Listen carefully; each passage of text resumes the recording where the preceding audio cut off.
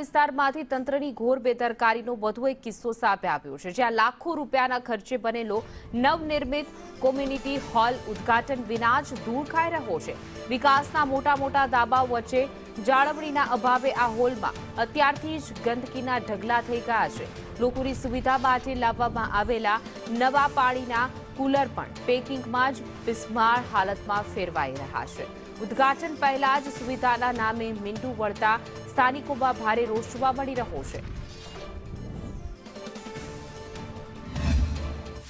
શહેરીજનોને સારી સુવિધાઓ મળે અને સામાજિક પ્રસંગો તેઓ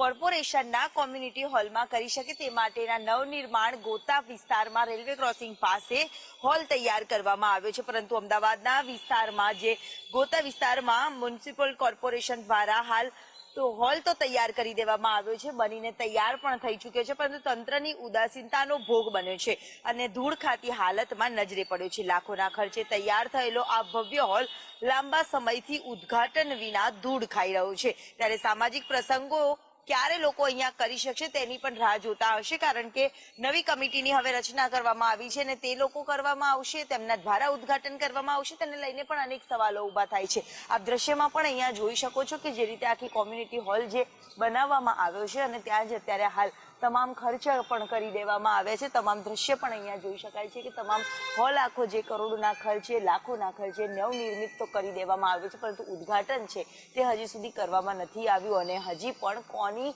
ઉદ્ઘાટન માટેની રાહ જોવામાં આવી રહી છે તેને લઈને પણ સવાલ થાય છે। એટલે કે ખર્ચ કરી દેવામાં આવે છે પરંતુ જાળવણીનો પણ અભાવ રહેતો હોય છે અને આ જ અભાવના કારણે ગંદકીનું સામ્રાજ્ય પણ થઈ જતું હોય છે અને નવા બનેલા કોમ્પ્લેક્સ હોય, બિલ્ડિંગો હોય તે જાળવણીના અભાવના કારણે ધૂળ તો ખાતા હોય છે, જ્યારે લાખોના રૂપિયા છે તે પણ અહીંયા પાણીમાં વેડફાતા હોય તેવા દ્રશ્ય સામે આવે છે। કેમેરામેન પુખરાજ શર્મા સાથે દિવ્યા ચૌહાણ, સંદેશ ન્યૂઝ, અમદાવાદ। ગોતા વિસ્તારના વંદે માતરમ ક્રોસિંગ પાસે નવું કોમ્યુનિટી હોલ બન્યો છે કે ત્યાં લોકો સુખ સાવી માટે અહીંયા તમામ જે સુવિધાઓ સાથે અહીંયા સામાજિક પ્રસંગો કરી શકે, પરંતુ આ કરોડોના ખર્ચે લાખોના ખર્ચે બનાવવામાં આવેલું જે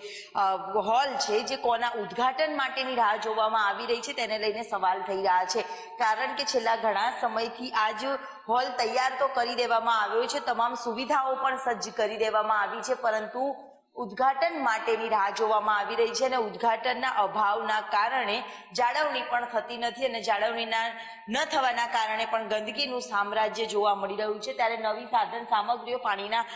કુલર સહિતની પાણીની વ્યવસ્થાઓ માટેના મશીનરી પણ હવે બગડતા, ધૂળ ખાતા, કાટ ખાતી હાલતમાં જોવા મળી રહ્યા છે। સવાલ ત્યાં થાય છે કે જ્યાં સુવિધાઓ કરવામાં આવે છે, સુવિધાઓ માટે ઉપયોગ લોકોને ક્યારે મળતો નથી અને તેના જ કારણે લોકો પણ હેરાન થતા હોય છે। જ્યારે આવા કોમ્યુનિટી હોલ સરસ બનાવવામાં આવે છે પરંતુ તેનું ઉદ્ઘાટન હવે ક્યારે કરવામાં આવશે તેને લઈને સવાલ ઊભા થાય છે, તો બીજી તરફ સુવિધાઓ તો કરી દેવામાં આવે છે પરંતુ જાળવણી કરવામાં નથી આવતી, લોકોના હિત માટે ખુલ્લા નથી મૂકવામાં આવતા અને જાળવણીના અભાવની કારણે